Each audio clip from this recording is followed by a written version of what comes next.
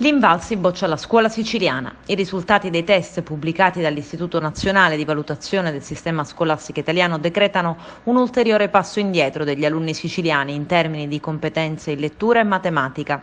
Anche rispetto al 2021, quando per lunghi periodi le lezioni si svolsero a distanza.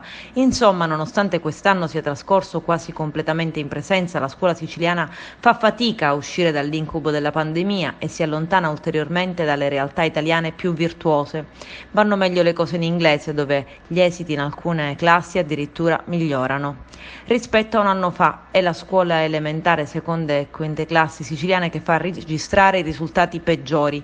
Le performance dei bambini sono stati suddivisi in 6 fasce. Nelle prime 2 fasce sono stati collocati gli alunni meno attrezzati, nella quinta e nella sesta fascia troviamo le eccellenze, nella terza fascia coloro che sono a un livello sufficiente.